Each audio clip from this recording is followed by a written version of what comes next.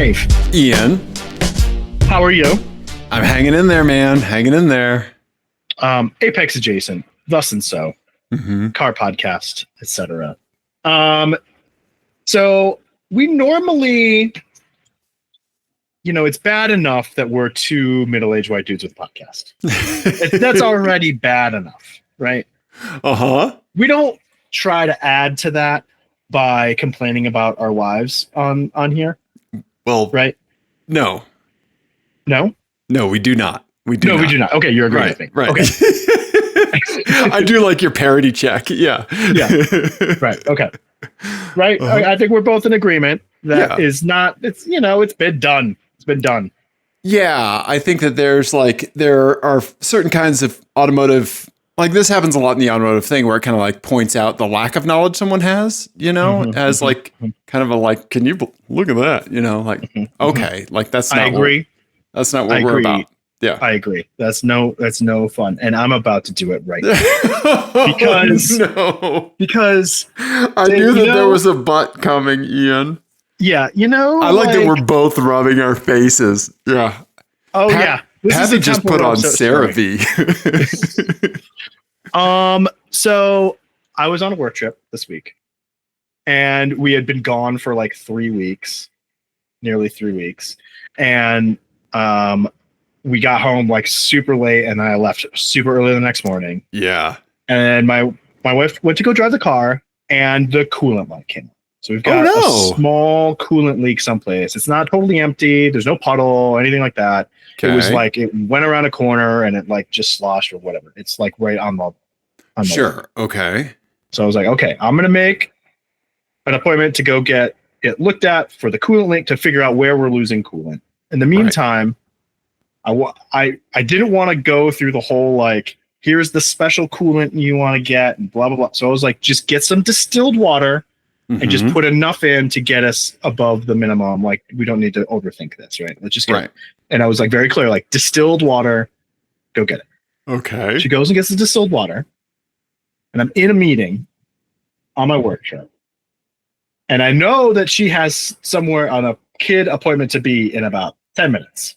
Right. Just because you just know the calendar, right? Yeah. And I get a video call while I'm at work meeting. So I excuse myself and I run out to the hallway. Yeah. And she's like, where do I put the coolant in? And I was like, we had a conversation about this and you assured me you knew where the coolant went. And she was like, I don't. I was like, okay. She's like, I see a blue cap. I was like, nope, that is windshield washer fluid. Not there. And in my head, I got it mixed up with my car because my car does have a blue cap on the bulb. Okay. Yep. Mm-hmm. In the all-track, it's a black cap, but whatever. Sure. I was like, it's a bulb. You're going to look for like a globe, a bulb. Yeah, VWs love those plastic balls, man. They love them. And I was like, it's further back. It's more towards the firewall. She's like, got it. So then she's like, I think I got it. And I was like, wait, what do you mean you think? So I was like, you know what? Oh, that's what we were on the phone. And I was like, give me a video call. Kick to video. Yes. Kick to video. So she kicks the video and she shows me where she put it. And I immediately... Dave, she poured water in the brake fluid reservoir. No. Okay. But I think she immediately realized that didn't seem right because she said she got like a tablespoon in there. Sure. So long story short, we're going to get a brake flush on top of a coolant check. Hey, that's okay. Because the thing of if you don't know what you're doing, not a problem, right? Not a problem. If you admit that you need help, I've absolutely been there, right? Yeah. There have been so many times when I should have asked for help and I regret it. Totally. Right? I have screwed up more things on cars. Yeah. But also she didn't read the cap. You got to read the cap. Well, the cap probably only says like DOT4. It says .4. And she was like, well, I don't know what that is. And I was like, well, do you know what you're holding in your hand though? Like what you're holding in your hand is water. Right. But the coolant tank doesn't say water. Correct. But we had covered that. We had covered that because I had saw that one coming. That doesn't matter. So This anyway. is I know that there are times on the podcast when we put ourselves out there and we just need our buddy to hold us to Leonardo DiCaprio Edge of Titanic, right? And I realized I started to do that and then I dropped you. I dropped you into the ocean. Right, just face first into the iceberg. I did. I realize that is what I am doing in this moment, and I apologize. One thing that I always try to remind myself is that I need to remember the difference between playing devil's advocate and just being an asshole. Right. That's an important skill to learn in one's life, right? It is. It is an important skill. Especially, I'd say, career life. Yeah. When you're working with other people. Yeah. Yeah. Yeah. But anyway, okay. We got hit again with the thing that the other spouse is the primary caretaker of always goes wrong when that person's gone. Right. Yes. It just always happens that way. It does. Yeah. This is the remote server shutdown. This is yeah, absolutely. Yeah. So my heart goes out to Jenny. I'm glad she caught herself. Worst case scenario, you could drive around the block, you could drive lightly because the brake fluid's soaking up water from the air anyway. Right. It'll be fine. Right. It'll be fine. Yes. But we'll get it flushed. We have an appointment on Monday. It's not the end of the world. So we're going to be less than a week. Right. It'll be fine. Right. But I did when I called and I said, I didn't say my wife. I said, sure, another member of the household. I like that you had to say not me. Not plausible deniability. Yeah, well, I don't want to be like, hey, I'm a dummy. But I also don't want to call up and say my wife is Right. But then see, here's where I would go. I would just say, I need a brake flush. Well, yeah, but if they're going to be like, well, why? I'd just say I need a brake flush. I plead the fifth. I plead the mechanic's fifth. You know what? Yeah, this is when you go in person to book the appointment, right? And you size the person up and you're like, how long have you been married? Like they say, well, why do you need it? And you just say, how long have you been married? And then they just book the appointment. Yep. Right away, sir. Right. I think that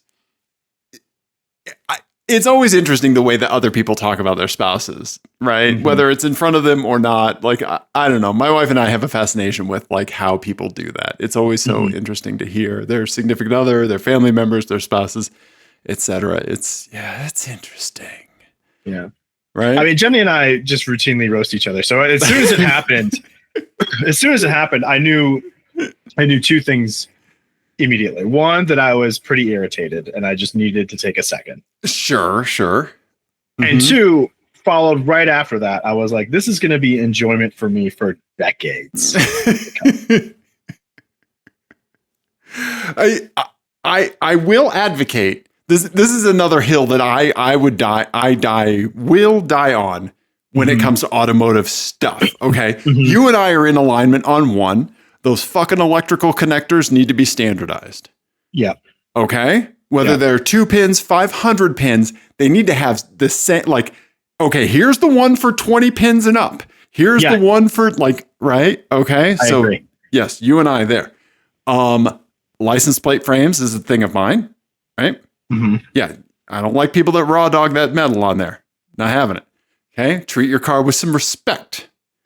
Okay. No kissing.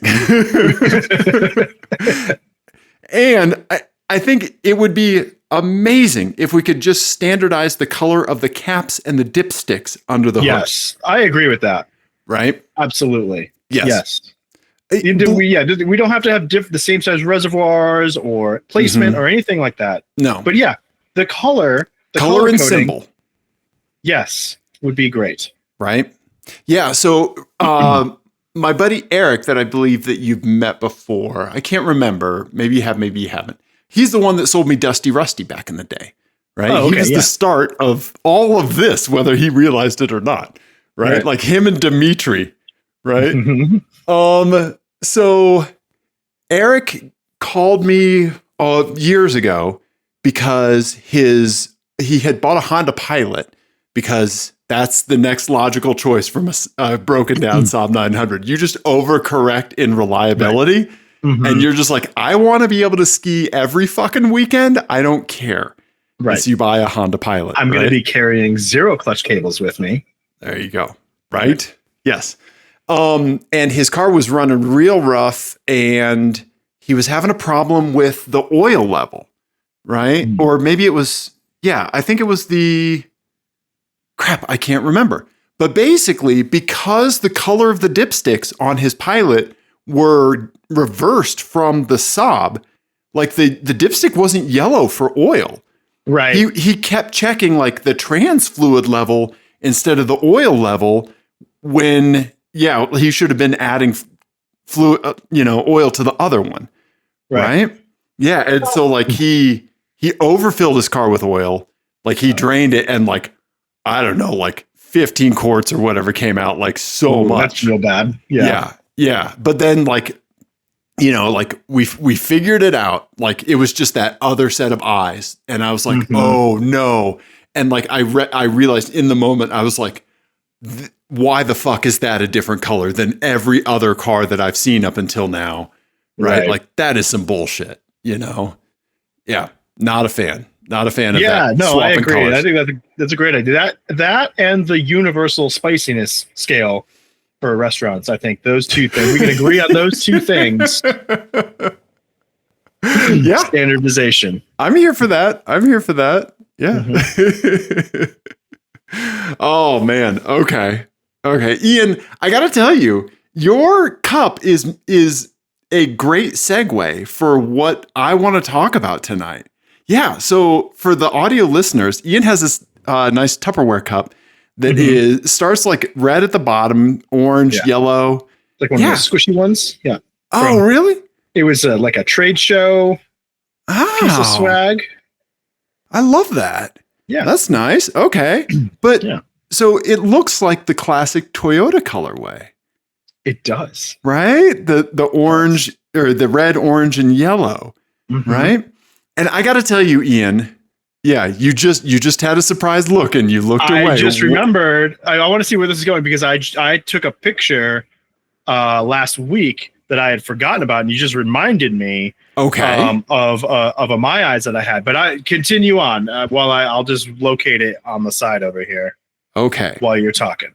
Okay, because I'm wondering if it's going to be something that lines up with what I'm thinking about. That's what I'm wondering too. It would be hilarious. Okay. So I have found it. Okay, good. Okay. So for maybe about the past 2 months or so, I have been obsessively thinking about Toyota Lexus's 1998 lineup specifically. Wow. That's okay. Specific. And I'm going to put this out there. Okay. I don't think that there is a brand in any single year that has had the quadfecta that beats what Toyota had in 1998 for a sports car, a sedan, an SUV, and a pickup truck. Okay. I would like to present some photographic evidence. Okay. I'm intrigued. Okay. So I made a collage like I did when I was complaining about Hyundai's design. Right. Yeah. So this picture is called 1998 King on some other type of shit because Toyota was putting their whole Toyota Uzi into this in 1998. All right. Okay. So that people can see it. Ian. Oh, fuck. I think about this all the time, Ian. I've thought about this for 2 months. Okay. This has crossed my mind at least once a day. I've told at least one other person about this. Okay. 1998 Toyota Mark IV Supra. Come on. Right? Yeah. Okay. Toyota Tacoma pickup truck. 1998. The Lexus LS 400 and the Lexus LX 470. Dude. That's a pretty good 4-car garage. In what other single year, whatever the year, I don't care, has one brand, one true like parent company Sure, if you blend a luxury company in there like this, go ahead. But this is all Toyota, right? Well, so would you count like what about stuff that's overseas though that we didn't get? Is this U.S. market only? Considering I mean, honestly, I will listen to any argument. Nothing has come to mind. Yeah. I think maybe in the 90s, maybe Nissan might have had one. Give me a year and this 4-run truck, sports car, sedan, and SUV, because somebody's going to fall down on it. Mm-hmm. Right. Well, and I think the truck is going to be hard for a lot of automakers. But then think about Nissan back then. They didn't have an SUV. They had the Pathfinder, which was great, but it wasn't anywhere near an LX 470. It was more of just the D21 hardbody, which the Pathfinder slapped. I love the Pathfinder. I love my Nissan pickup truck, right? But you can't compare a Tacoma and an LX 470 to a hardbody and the Pathfinder, right? The only other thing I could think of would honestly be like Volkswagen from the early 2000s. Okay. Right? Because they had pickups in the European market. Okay. They would have had, at that point, they already owned Bentley. Okay. Right? So that would have been your sedan. Sure. Sports car. I mean, Bugatti. True. I don't know. I'd have to think about it. That's right? really hard. But because like Toyota, there's a closeness, especially in this era of Toyota Lexus, that like they really like were in lockstep with each other. I think that there was a clear dividing line between where Avalon sales stopped and Lexus ES sales started. Right? Like Toyota had this very consistent, like if you buy this, you're going to aspire to buy this and this and this. Like you're going to, and we have this stuff in the wings because if you have an LS or an LX 470, you may want to like just have a bananas Supra on the side, right? Yeah, no, this is intriguing for sure. I think you might be right. I don't know. I'm racking my brain trying to think of who else would even be a contender because the pickup truck sports car combination is tough, right? Because there's a lot of there's lots of great years for American car companies too. Yeah, for pickup trucks. Exactly. Yeah, like a King Ranch, an Excursion King Ranch, a Mustang, but what was the Ford sedan at the time? Right. Or like the Corvette, Impala, Escalade. Yeah, because GM might be a good. The Chevy pickup trucks were never something that like you don't look back on like a Z71 as like an icon, right? Right. Or in the 70s that you did, like the C10 and that sort of stuff. Yeah. And that maybe that's how far back you need to go. Right, but SUVs weren't a thing back then, really. I mean, there was like the Dodge Power Wagon and stuff like that, right? Right. Or the K10 Blazers, but that was like 80s. Oh my God, I know what the answer is going to be AMC. The answer is going to be AMC. And it's just a Eagle, and that's it. Well, no, but like before then, they would have had Jeep, because that was, right? Okay. But so maybe they didn't have the pickup. Maybe the Comanche Chrysler pickup truck already owned Jeep by the time the Comanche happened, I think. Yeah. So I want to put this to you because I can guarantee you're going to be thinking about 1998 Toyota for a while after this, right? This is going to come in like in the stillness of the night. And it's going to be like Toyota and Lexus 1998. No one did it better. Prove Dave wrong. I know. I really want to think of other examples of this. You know what you should do? You should put this on Blue Sky with that guy sitting at the table meme. Right? Do you want me to shoot it for you? Right? Yeah. Okay. Meme it for me. There was no better, single brand lineup than Toyota's 1998. offering. It's intriguing. It's an For intriguing sports argument. car, sedan, SUV, and truck. And so if the listeners have an idea and you present your 4 points from that single year, let's hear it. I'm open to being incorrect about this, but I don't know. I for some reason, it just showed up in my mind. It was just like who else has done this, right? Who else has hit this hard in a single year? Mitsubishi? No. Well, right? they've never had a pickup truck, right? At least not in the U.S. They had a rebranded pickup truck called the Raider, I think, that was available for a very brief period of time in the U.S. Oh, what was it? It was an S10? Yeah, it was like a.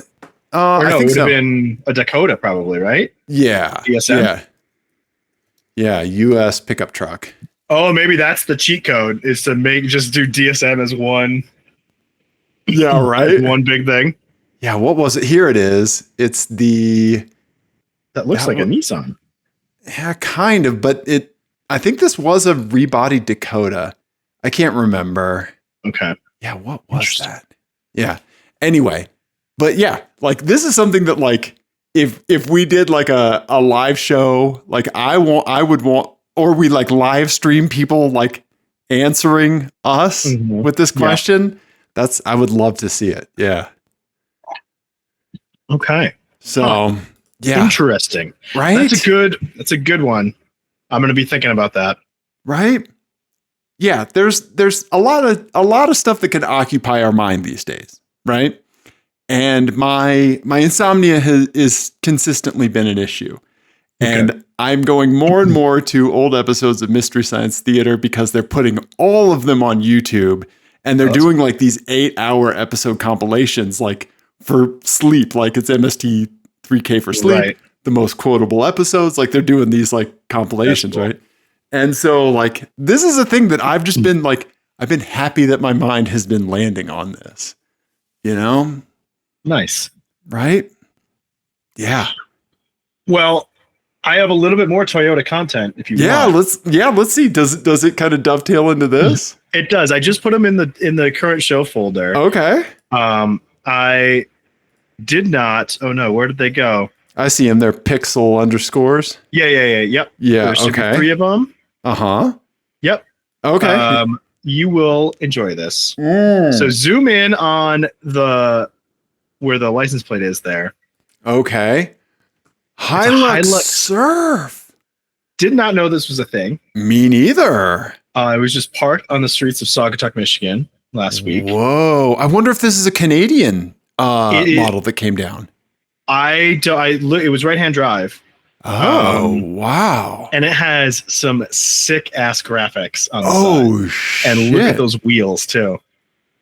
Oh, wow. Okay. Got a big snorkel. You can see it's right-hand drive. Yep. Okay. Yeah. Is this a picture of the side? Yeah. Yes. Like ill-framed. I'm sorry. That's okay. Yeah. You were working with what you had, like the almost beadlock looking wheels, right? And the sweet surf graphics. Oh my God. That's sweet. Yeah. With the red, orange, and yellow band. Yep. Dude, that thing looks amazing. Yeah. Hats off to you, Toyota owner. Mm-hmm. Right? That's so cool. Yeah. Yeah. You know what? That's another thing about the 1998 Toyota lineup that I'm going to go back to, because I feel pretty strongly that you could sub out the LX, right? In this setting for the 4Runner, and it would still beat a lot of brands 4-pair off, you know. I don't know. I don't want to call it a Trident, like the Quad Dent. What's the name? What, like the Toyota Fork? I need something with 4 prongs, Ian. Yeah, the quad prong Toyota effectiveness, automotive excellence. So this is the 4Runner. It's the That's the 4Runner. Yeah. So that would have been. Oh, it looks so good, and it's clean. Mm-hmm. What year is this? Well, I think it's the 3rd generation. Yeah. Or maybe that's this. Look at that sick rear spoiler, man. See the front again? Yeah. Okay. Yeah, I think. Oh, it has a Bahamas plate on the front. I That's think cool. this is the third gen, which is late 95. Yeah. Dude, we need to send this to Yeah. PETA because his buddy Tim that recently drove the Nuggie, when we went to see Cake, that I'm wearing the shirt for tonight, he drove the Nuggie and he is a big Toyota enthusiast. He was the person that I was talking about Toyota's 1998 lineup with. Okay. Yeah. Yeah. Yeah, Ian, this very well might be a 1998, actually. it might be. Because Yeah. it looks like it's a facelift as well. And the facelift happened when? 98. Okay. Dude, So, but this thing looks so clean. Yeah. It's a little hard to tell because obviously it's a little modified, but I think, that's really cool. It just looks right. Like this is one of those ones where the mods absolutely stayed within like the guardrails of what you'd want the vehicle to be. Because like they don't have like spacers on the wheels or anything, you know? Like, but they're bigger than stock, probably. Yeah. Dude, wait. Okay. Wait. I see that big spoiler. Yeah. This is a 98 to 2000. Oh, wow. Okay. Okay. So there you go. Yeah. Look at that spoiler, man. That's so great. That's so rad. Toyota it's stock. That's what you can see the third taillights in it. Yeah. Yeah. Really Ian, cool. I love it. I love it. That's a good spot, man. Dude, Toyota, right? Yeah. Love it. Love it. Okay. So if anybody has a better like 4-car lineup from a brand for a specific year, sound off in the YouTube comments for sure, because I want to hear it. Like, if there's 3 that you feel like beat it, but they're missing one thing, like let me know, let us know, because we want to see it for sure. Like Mercedes-Benz in 1998, right? Like, can I do a Volkswagen one where it's just oops all golfs and it's like a Caddy and an R32? Yes. Right. Yes. And then somebody that's like hacksawed a Golf into a pickup truck. Well, the Caddy. Oh yeah. Yeah. The Volkswagen Caddy is a Golf pickup. VW Caddy. Oh yeah. And then I think in Europe they had van versions too. They did. But yeah, they had the pickup. Yeah, the Mark I Caddy. Yeah, look at that. Okay. But they're all Golfs. You could just be like, oops, all Golfs. Yes. Toyota sees, VW sees Toyota's 1998 lineup and raises you 4 of the same car. Exactly. Okay. Yeah. So anyway. Nice. And all good right, spot, dude. What else shall we talk about? You know what? I have a virtual track day update. And you have a rental car report, and I have a rental car agent report to give you from one of our listeners. Yes. Okay. Yeah. Right. So dealer's choice, man. Yeah. And then let's do rental car central. Mine's short. Okay. I had a 2025 Buick Envista this week. Okay. Our nephew, Kelly's nephew, had one when he came to visit as well. Oh, did you get to drive it? No, I did not. Were you just uninterested in driving? He hated it. Why? Because I have some thoughts. He got the absolute base rental spec. Yeah. Yeah. And so it looked like what he was sold from the outside, because it's a good looking car. Yeah. Is not what was inside. I will say I agree. I think that these look pretty nice, actually. Like in person, I think they look less bulbous than they do in pictures. Yeah. But I also got the base rental spec, and the seats were so flat. Okay. So flat. I hated the seats. Uh-huh. The like infotainment and stuff was fine. The thing that and the power was, there was some. It was fine. It wasn't like overly slow or anything. But the thing that I really hated was the steering. It is so over assisted. Really? It feels like you're playing like Ridge Racer or something. Like it's video gamey, like late 90s video gaming when they first started doing like the force feedback. Mm-hmm. It's awful. awful steering. Okay. No information from. Anyway. It might as well be attached to a different car. Okay.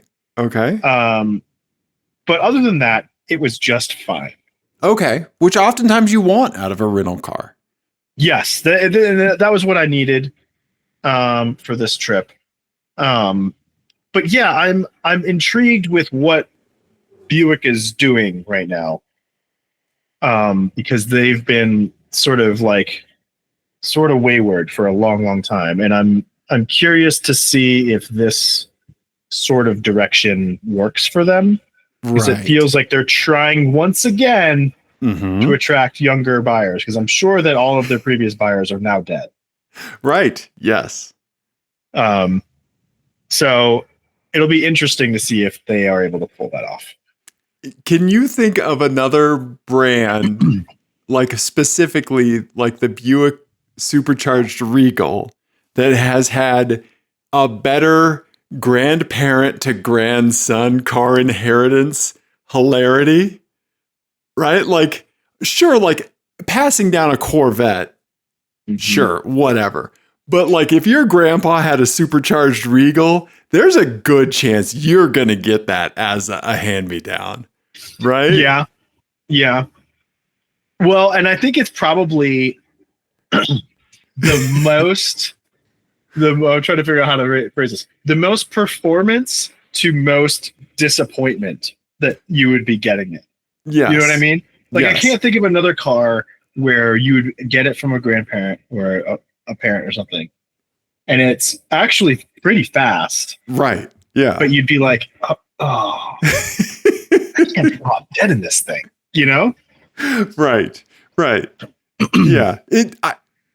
I don't know if there's ever been a car that has tried to hit so hard for like an enthusiast adult, you know, that has like really, really missed. Right. Well, and it was really banking on the whole thing with the like more recent Regals and stuff like that, where they were trying to capture, I mean, me, right? Yeah. The people who would care that it's a European market car that's been rebadged, right? Yeah. That it's a Saab, right? Right. That you're real far up your own butt. Right. And you care what the Europeans are doing because you fancy yourself too discerning to be a real American, which I do, and I am. Fine. Have you watched Series 7 through 19 of Taskmaster? Right, exactly. Yes. Yeah. Or just the one where you like the one actor, Manzukis. Right. Yeah, exactly. And still I was like, yeah. I will say I did cross shop. I was trying to convince Jenny to get the Buick wagon. Yes. Sport. What yeah. I can't remember. Yeah. Buick. It was the Buick Regal wagon. And every time I see one, there's a little piece of me that's Tour like, X. The Tour X, right? It does look really good still. It does. And you sent me that one picture that had a chrome delete. Mm-hmm. Yeah. They are cool. They are. I saw one within the past 2 weeks or so. Yeah. You know? They look good. Yeah. And this one that I just drove is also a liftback. So it's like it has interesting packaging and that sort of stuff. And it's kind of enthusiasty in that respect. But yeah, it's pretty boring to drive. Yeah. I'm sorry, man. Yeah. At least it wasn't trying to actively kill you like your Jeep rental. Yeah. That's true. It wasn't actively malfunctioning the moment I got out off the lot. So. Right. Yeah. Yeah. No, but to your point, like to circle back on the European, like the Anglophile, approach, like I think this is when like Lincoln tried to put out, what was the LTS to swing at BMW 3 Series. Mm-hmm. Right? You're talking about Cadillac and the CTSV and all that. No, the Lincoln had that small little sedan. I think was it the LS? Remember that? See, this is something. Oh! I know what you're talking about. Yeah. It wasn't that little. It was the LS, the Lincoln LS. Yes. Yeah. Right, but yeah, they were taking a swing at BMW 3 and 5 Series. The Regal, I think, was taking a swing at 3 Series specifically. Yeah. Right. Mm-hmm. Yeah. I don't know, man. Oh, Buick. I'm curious to see how that goes for them. Yes. Yeah, right? I don't know. I would put it out there that Buick might not be a thing within 5 years. I don't think they'll be making gas cars in 5 years. I think that they will probably be an electric only brand in not too long, because they're still very popular in China. Right. Oh, true. They still do have the Chinese market like stranglehold. Yeah. Yeah. What is up with that? They like legroom there. They like the packaging of the cars. Yeah. Yeah. But, yeah, I don't know. Okay. So what's the rental car agent? Yeah, so our listener Zach had a response to your story about how horrific your rental car was, and let me pull it up on the Google Voice because he texted it in, and I want to make sure I get the verbiage correct. Voice.google.com, and my password is 123456. Okay. All right. Oh, and also we need to give him a shout out because it's his birthday, but this is going to hit YouTube tomorrow and the audio feed tonight. He texted back because I said we were going to mention it on the show tonight, and he said it's his birthday. So happy birthday, Zach. Happy birthday. Right? Okay. So he said, in response to episode 512, I used to work at Alamo PDX. One time my coworker found a brick of meth in the door panel of a Nissan Armada. Street value per the cops that took it was about $40,000. Oh. Wow.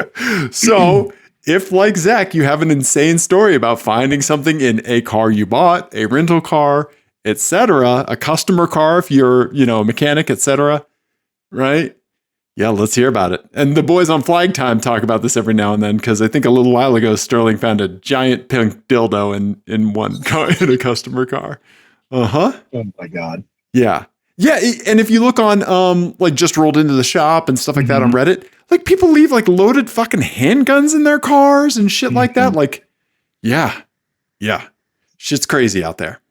So there you go. Wow. Oh yeah, and he said, "Oh, by the way, we found mounds of dildos in the cars too." Mounds of dildos. That's how you can tell the difference between those and Almond Joys. Yeah. So there you go. Thank you, Zach, and happy birthday. The dildo I kind of understand, because you buy it on vacation. You're on your vacation bedroom rules, right? And then you're like, I gotta get this thing out of the airplane. Fuck that. Yeah, I don't want to. TSA doesn't need to see this, right? And last time I went through TSA when we were going to upstate New York, I got the full pat down, man. Oh, I got the full like back of the random thing. I don't know. It was the back of the hand. Maybe they didn't have anything better to do. Yeah, I don't know, but I got worked over. Oh man. And my wife, when she went on the trip back, she forgot she had her AirPods in her bra and the like lip balm thing. I can't remember, right? And when she went through the thing, the TSA lady was like, and she was like, "Oh, I forgot." And so she's like pulling this stuff out, right? And the TSA agent goes, "Okay, is there anything else in there?" And my wife goes, "Just boobies." Okay. That's great. The only thing that happened to us this trip is we had our film camera with us. Oh yeah.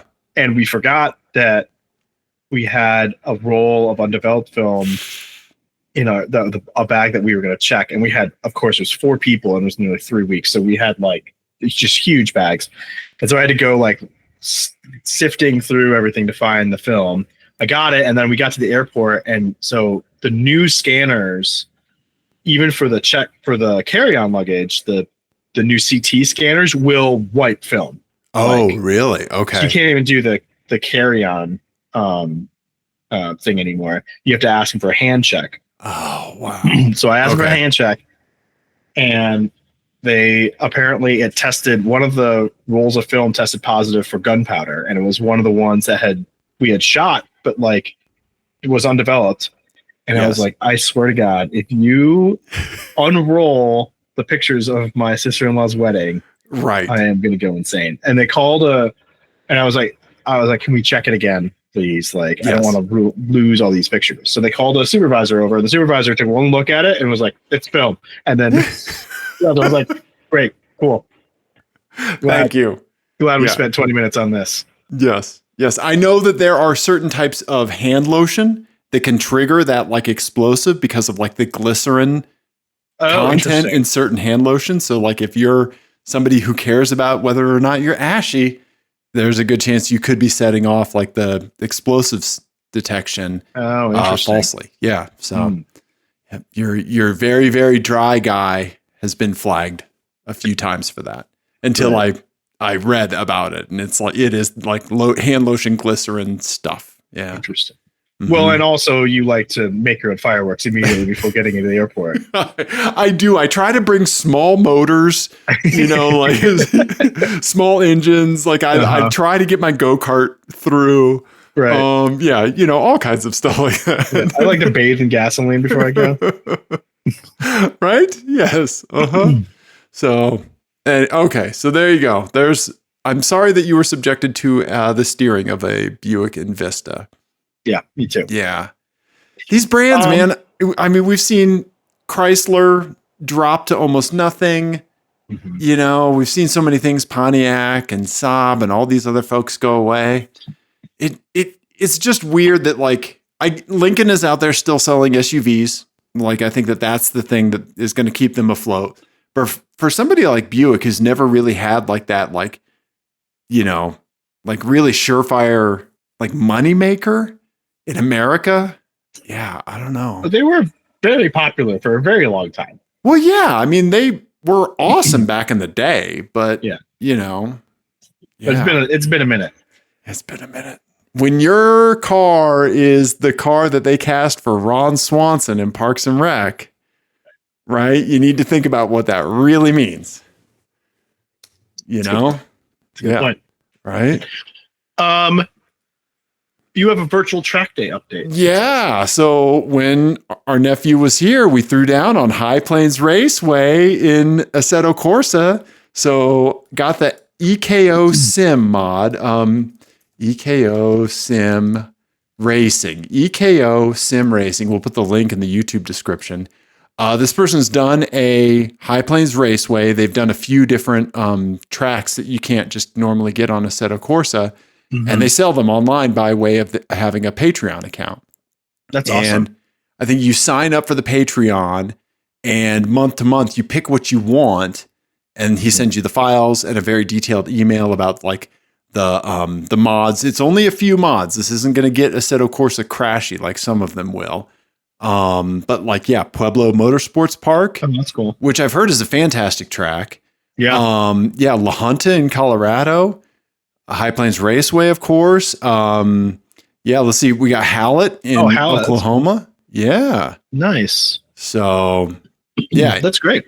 I can absolutely highly recommend the EKO Sim because it definitely brought back a lot of memories of turning laps on High Plains. I would be so interested. Did you remember Yeah.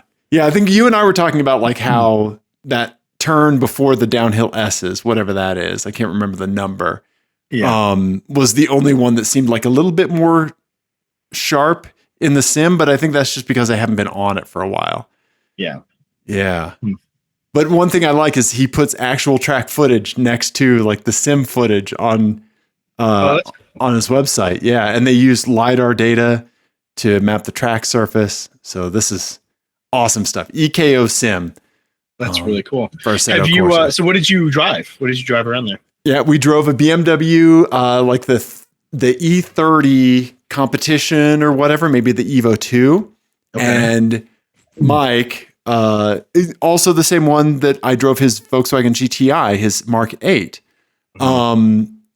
He is an incredible driver. He was laying down 209s in in the E30, right? Like not like race car E30, just like a nice stock, underpowered car. Nice. And yeah, that's quick.